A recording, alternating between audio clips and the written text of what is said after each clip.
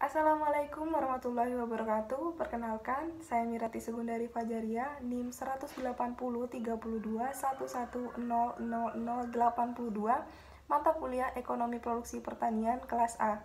Di sini saya akan menjelaskan mengenai salah satu fungsi produksi, yaitu fungsi produksi frontier, di mana fungsi produksi frontier ini digunakan untuk melihat tingkat efisiensi dari produksi pertanian.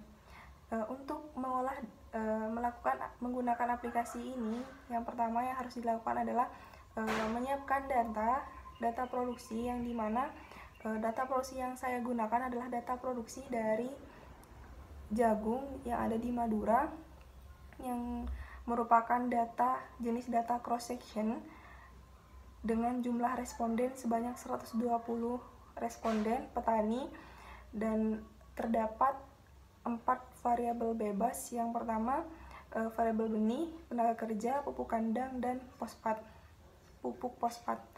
Nah, untuk selanjutnya yaitu merubah data ini menjadi bentuk logaritma untuk masuk ke aplikasi.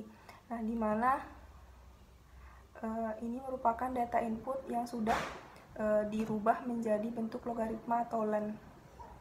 Setelah melakukan analisis menggunakan aplikasi Frontier, maka diperoleh data output yang dimana ini merupakan model MLA estimate, yang dimana ini terdapat koefisien, standar error, dan T hitung, dan dengan keterangan beta 0 ini merupakan konstanta, beta 1 merupakan variabel X1 atau benih, beta 2 merupakan variabel X2 atau tenaga kerja, sementara dengan beta 3 adalah variabel X3 yaitu pupuk kandang, dan variabel X4 yaitu pupuk fosfat. Nah, untuk selanjutnya, setelah kita memperoleh output MLA estimate ini, maka dapat dilakukan mencari hasil estimasi FPCD frontier stokastik dengan menggunakan persamaan fungsi produksi, yaitu dengan rumus YI sama dengan A plus A J X I J plus FI min UI, di mana VI dikurangi UI ini merupakan error term, dan VI merupakan risiko, dan UI merupakan inefisiensi. Nah, untuk A sendirinya itu merupakan konstanta, yang dimana diperoleh hasil 4,71 dikurangi 0,834 X1 plus 0,257 X2 min 0,360 X3 plus 0,454 X4, yang dimana itu diperoleh dari koefisien dari masing-masing variabel. Dan untuk VI diperoleh dari 1 dikurangi dengan UI, dimana UI ini merupakan inefisiensi yang diperoleh dari nilai koefisien gamma, sehingga 1 dikurangi 0,907 diperoleh 0,093, sehingga dapat diperoleh persamaan fungsi produksi MLA estimate produksi jagung ini diperoleh persamaan seperti berikut ini. Uji LR test ini merupakan nilai yang digunakan untuk melihat adanya inefisiensi di lapang dengan menggunakan hipotesis yang digunakan sebagai berikut. Yang pertama yaitu menerima H0, yang artinya tidak terdapat kasus inefisiensi di lapang, dan menerima H1 yang artinya terdapat kasus inefisiensi di lapang.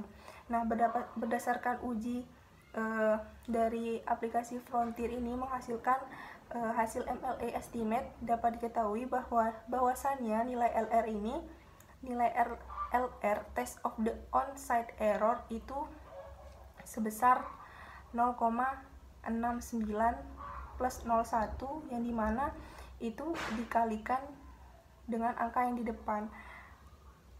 0,1 merupakan 100% dikalikan dengan 0,6, sehingga menghasilkan 6,92. Nah, selanjutnya adalah taraf kesalahan yang digunakan adalah sebesar 5% atau 0,05, Dan selanjutnya adalah nilai kode PALM, yaitu 5,13 diperoleh dari tabel PALM, yang dimana diperoleh dari nilai taraf kesalahannya sebesar 0,05 dan derajat bebasnya yaitu sebesar 2.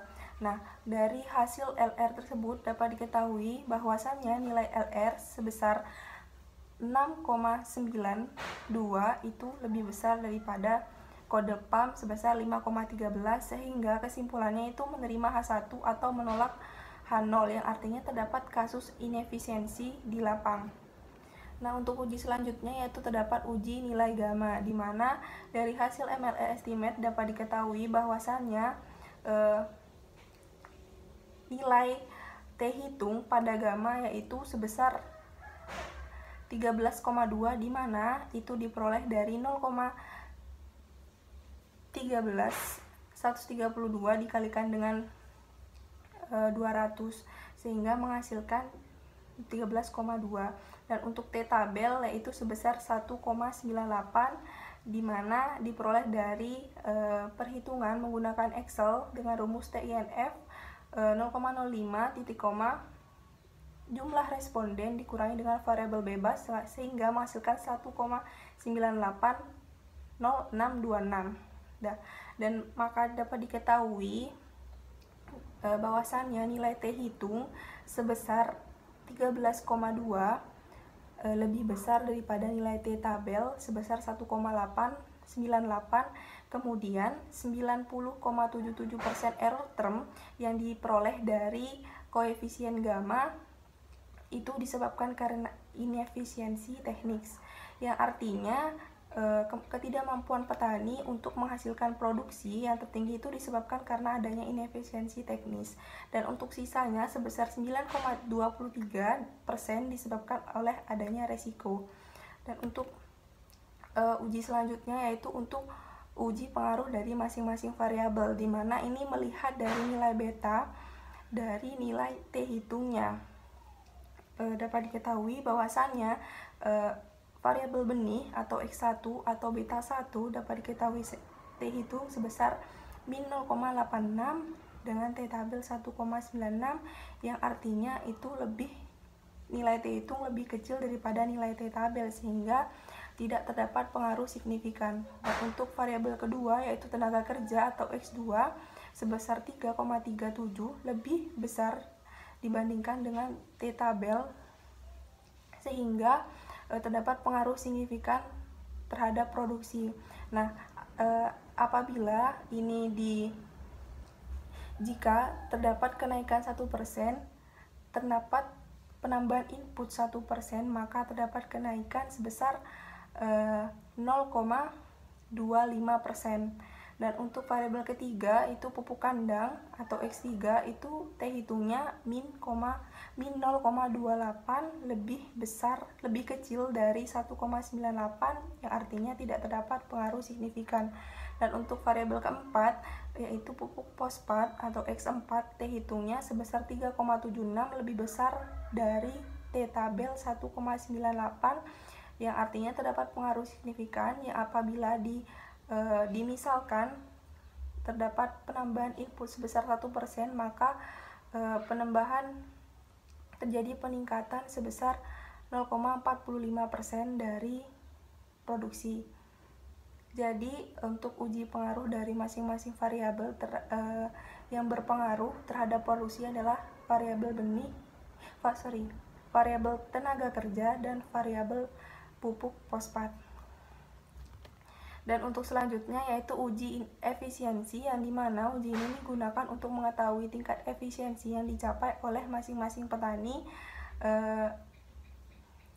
yang dimana di sini terdapat 120 dari petani yang menghasilkan perhitungan yang dimana persyaratannya apabila produksi pertanian ini dikatakan efisien secara teknis apabila nilai efisiensinya lebih besar dari 0,8. Nah, berdasarkan hasil output, estimasi efisiensi teknis dapat diketahui bahwa terdapat 23 petani jagung, terdapat beberapa petani jagung di Madura yaitu nomor 48, 58, 62, 63, 65, 72, 75, 88, 94, 95, 96, 100, 112, 118, 120, yang dimana kegiatan produksinya itu secara efisien, produksinya efisien secara teknis dikarenakan nilai efisiensinya itu lebih besar daripada 0,8. Sedangkan petani yang nilai kegiatan produksinya dinyatakan tidak efisien dikarenakan nilai efisiensinya itu kurang dari 0,8. Nah, berdasarkan nilai dari keseluruhan bahwa dapat diketahui tingkat dari nilai rata-rata efisiensi teknik kegiatan produksi petani ini, pengrajin jagung di Madura ini yaitu sebesar 0,62%, yang artinya petani jagung di Madura ini belum berproduksi secara efisien. Mungkin cukup yang bisa saya sampaikan mengenai fungsi produksi frontier menggunakan data produksi jagung yang ada di Madura.